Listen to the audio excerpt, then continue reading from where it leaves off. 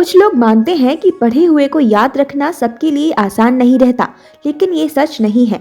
याद रखने की कैपेसिटी गॉड गिफ्टेड नहीं होती, इसे कोई भी बढ़ा सकता है। और यहाँ हम बात कर रहे हैं ऐसी ही कुछ टिप्स की जो आपकी याद रखने की क्षमता को बढ़ा देंगी। हमारा मस्तिष्क एक मेमोरी चिप की तरह है जिसमें डेटा स्टोर करने की क्षमता असीमित है। इसके बावजूद जब हम कुछ पढ़ते हैं तो याद क्यों नहीं रख पाते? ये बात केवल स्टूडेंट्स के लिए नहीं, ये हर उम्र का सच है। कितने लोगों को दर्जनों चीजें याद रहती हैं और कितने ही लोग हैं जो कुछ कह पाने का मौका मिलने पर याददाश्त की गलियों में भटकते रह जाते हैं। अगर आपके साथ भी ऐसा होता है तो इसका हल यहाँ है। दिमाग को तेज और सक्रिय बनाने के लिए किताब और अखबार पढ़ते रहना बहुत जरूरी है। पर आप जो भी पढ़ रहे हैं, क्या दिमाग उसको अवशोषित कर रहा है? कहीं ऐसा तो नहीं आप सिर्फ पढ़ते रह जा रहे हैं लेकिन दरअसल दर्ज कुछ भी नहीं हो रहा? ऐसा ज्यादातर लोगों के साथ होता है, लेकिन कुछ लोग ऐसे भी हैं जो कुछ भी पढ़ते हैं उसे लंबे समय तक याद रख पाते हैं। वहीं दूसरी ओर कुछ लोगों के लिए ये बेहद मुश्किल होता है। उन्हें ना तो किताब का नाम याद रहता है और ना ही कोई अंश। ऐसे में अगर आपको ये लगता है कि ये समस्या केवल आपकी है तो ऐसा बिल्कुल भी नहीं है। पर फिर भी सवाल यही उठता है कि आखिर हम भूल क्यों जाते हैं? इसका सीधा सा जवाब है पढ़ने का तरीका। पढ़ने की आदत में बदलाव करेंगे तो पढ़ा हुआ याद रखना या याद करना दोनों ही आसान हो जाएगा। तो पहले हम समझते हैं कि हम गलती कहाँ कर रहे हैं। जब किताब पढ़ रहे हैं लेकिन ध्यान केवल किताब में ना होकर अन्य कई चीजों पर है। कई बार क्षमता से अधिक पढ़ने का लक्ष्य रखते हैं, समझने के लिए नहीं बल्कि सिर्फ पढ़ने के लिए पढ़ रहे हैं। जिन शब्दों का अर्थ नहीं आता है उन्हें जानने की कभी कोशिश ही नहीं करते। कुछ विद्यार्थियों को किताब का विषय पसंद नहीं है तो वो उसमें अपनी सहूलियत ही ढूंढते रह जाते हैं। ये वो गलतियां हैं जो हम में से ज्यादातर लोग पढ़ते वक्त करते हैं और इन्हीं गलतियों की वजह से सब्जेक्ट को याद रख पाना मुश्किल हो जाता है। तो पढ़ने के दो तरीके होते हैं, एक्टिव और पैसिव रीडिंग, यानी कि सक्रिय और निष्क्रिय तरीका। जब किसी विषय को ध्यान से पढ़ते हैं पर जब शब्द या पंक्ति समझ नहीं आती तो उसे दोबारा पढ़कर समझने की कोशिश करते हैं। इस तरह बार बार दोहराने से याद रखने की क्षमता बढ़ जाती है। जैसे कि जब छोटे बच्चों को कोई लेसन याद करने के लिए दिया जाता है तो उन्हें बार बार पढ़ने के लिए कहा जाता है, तो ये एक्टिव रीडिंग का इस्तेमाल करते हैं। इस प्रकार से इसे रिवीजन एक्टिविटी भी कहा जाता है, जिसमें रिवीजन बार बार होता है।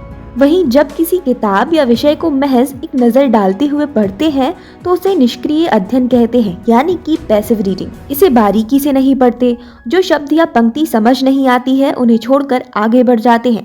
केवल किताब या विषय जानना ही काफी समझते हैं। यही वजह है कि पढ़ा हुआ याद नहीं रख पाते, क्योंकि बहुत से लोग पैसिव रीडिंग करते हैं। और याद रखने के लिए हमें अपनानी होगी एक्टिव रीडिंग।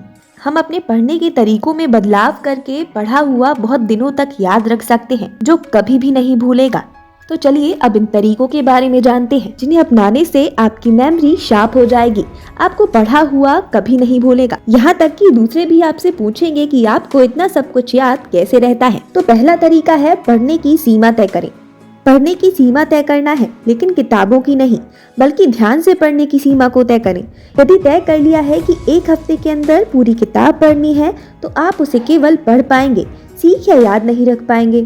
इसके बजाय रोज रोज 5 या 7 पेजेस या भाग पढ़ें तो ध्यान से पढ़ेंगे। पढ़ने की कोई जल्दी नहीं है, इसीलिए हर पंक्ति और शब्द को ध्यान से पढ़ें और समझें, तभी उसे याद रखने में आसानी होगी। जो पढ़ा हुआ है उसे दूसरों को बताएं। प्रसिद्ध अमेरिकी भौतिकी वैज्ञानिक रिचर्ड फाइनमैन भी मानते हैं कि यदि किसी भी विषय को याद रखने का सबसे कारगर जरिया है तो वो है चर्चा। आप जो किताब पढ़ रहे हैं उसका एक पाठ पढ़ें और उस पर चर्चा करें, उसके बारे में दूसरों को बताएं। आपने जो समझा है या जो जानकारी हासिल की है उसकी दोस्तों या परिजनों के साथ बात करें। अगर किसी हिस्से या पड़ाव पर अटकते हैं या भूल जाते हैं तो उसे दोबारा पढ़ें और फिर से विचार विमर्श करें। इस तरीके को लेकर एक स्टडी भी की गई। इस स्टडी में 2 ग्रुप्स बांटे गए। एक ही तरह की पाठ्य सामग्री 2 ग्रुप्स को दी गई। एक ग्रुप से कहा गया कि इसे पढ़ने के बाद आपकी एक परीक्षा ली जाएगी। वहीं दूसरे ग्रुप को भी उतना ही समय देते हुए कहा गया कि आपको एक दूसरे समूह या ग्रुप को समझाना होगा कि आपने क्या पढ़ा। और जाहिर सी बात है कि दूसरे ग्रुप ने ज्यादा ध्यान से पढ़ा और वो आगे निकल गया।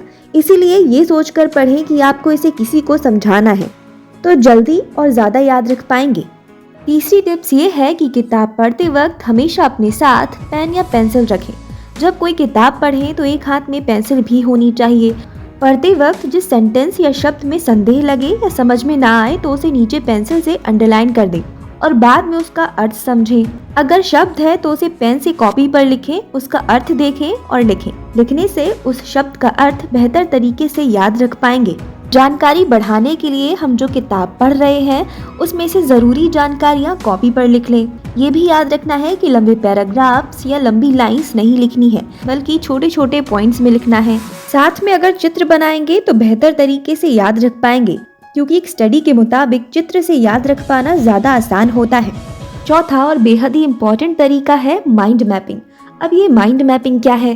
तो माइंड मैपिंग वो तरीका है जो किसी भी चीज को हमेशा के लिए माइंड में मैप कर सकता है। अब इसे लागू कैसे किया जाए? तो इसे कुछ ऐसे समझते हैं। जब आप हिस्ट्री पढ़ रहे हैं और इंडिया की बात हो रही है तो आपके दिमाग में इंडिया का मैप आना चाहिए। वैसे ही जब आप साइंस पढ़ रहे हैं और हार्ट के बारे में पढ़ रहे हैं तो आपके दिमाग में हार्ट का डायग्राम सर्कुलेट होना चाहिए। इससे क्या होगा कि आप अपने दिमाग में चीजों को आसानी से प्रोसेस कर पाएंगे। जो लोग ऐसी चीजें याद रखते हैं उन्हें कभी भी कोई भी चीज नहीं भूलती। इसीलिए जो भी पढ़ें उसे माइंड मैप करके पढ़ें। ये तरीका 100% कारगर है।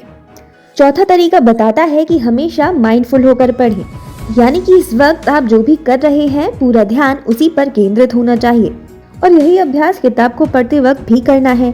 अमूमन हमें एक साथ कई कार्य करने की आदत होती है। किताब पढ़ते वक्त भी हम बहुत सारी चीजें करते हैं, इससे ध्यान भटकता है और जो पढ़ा है वो याद नहीं रख पाते। एक स्टडी के मुताबिक यदि एक समय में एक ही कार्य पर 100% ध्यान केंद्रित किया जाए तो स्मरण शक्ति बढ़ती है और याद करने में आसानी होती है। अगर आप किताब पढ़ रहे हैं तो केवल किताब ही पढ़िए और ऐसे समय पढ़िए जब सभी कार्य पूरे हो चुके हों, ताकि बीच में उठने की गुंजाइश ही न रह सके। मोबाइल ध्यान भटकने का सबसे बड़ा कारण है और यही वजह है कि जब किताब पढ़ते हैं तो ध्यान लगाकर नहीं पढ़ पाते।